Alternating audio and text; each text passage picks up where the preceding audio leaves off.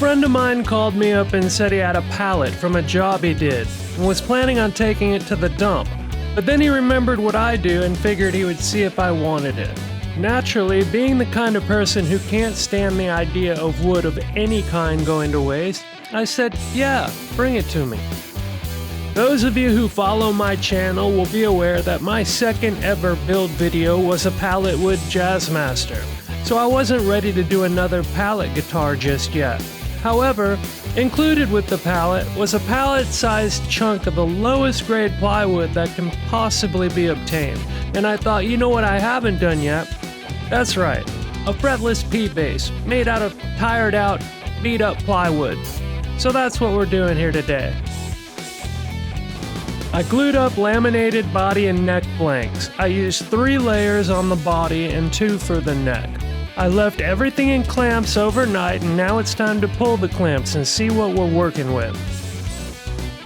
I'm making a 34-inch scale length bass guitar, so it's important that my blanks are big enough, and it worked out so I had almost exactly what I needed for this project. There was very little left over. As I often do when I don't have a set of templates, I downloaded a full-scale set of blueprints and had them printed up at Office Depot for like $20, which is about $80 cheaper than the set of router templates would have cost me.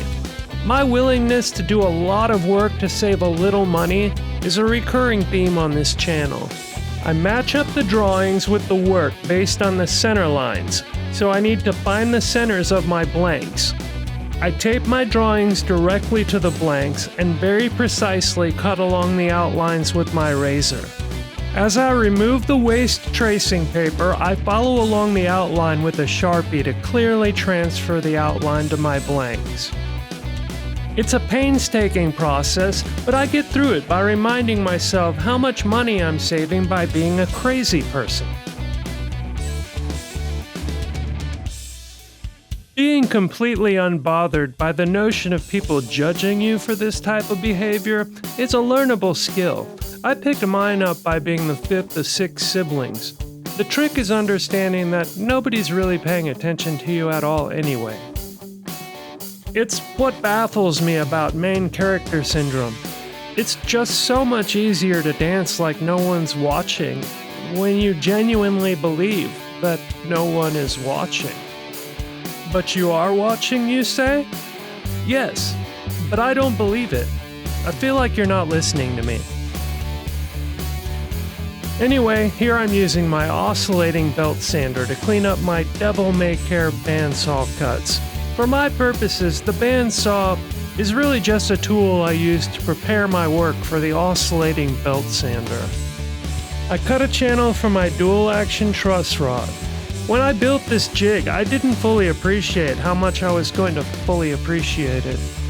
This is the one piece of wood for which I actually paid money. It's called bloodwood, and honestly, that's the only reason I bought it.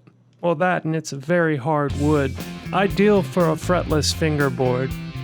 And I think the color is a fantastic complement to the tortoiseshell pickguard I have coming for this instrument. I'm not gonna lie, I was super stoked to come up with a build where I don't have to do a whole lot of fret work.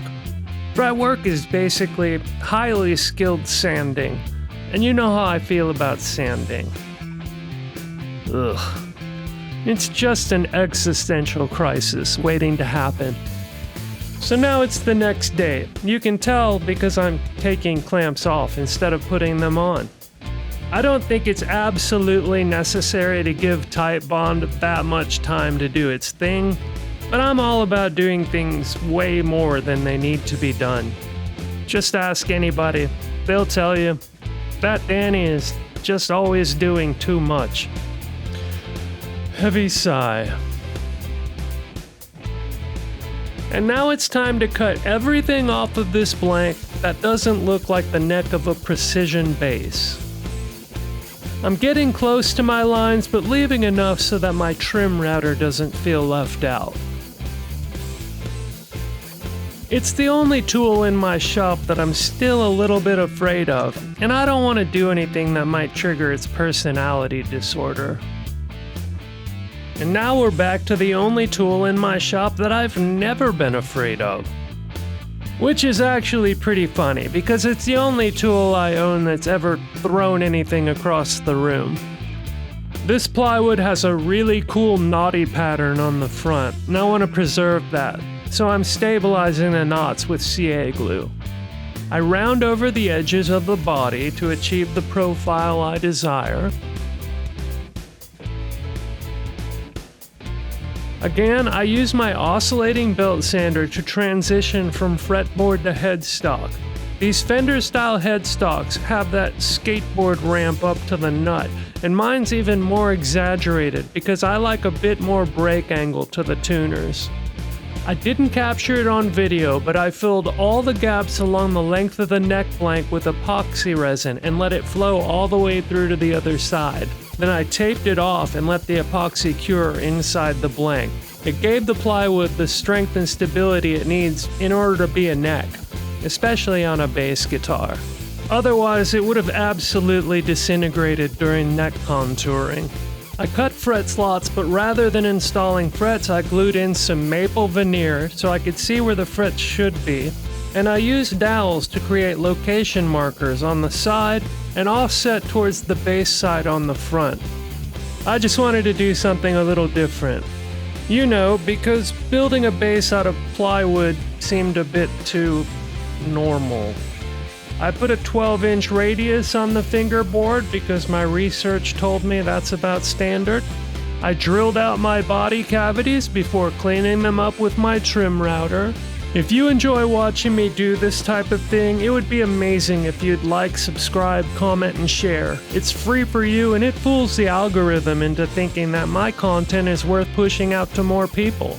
These videos are a whole lot of work, and I make them for pretty much no money. So that's a way you can support what I do without a whole lot of effort on your part.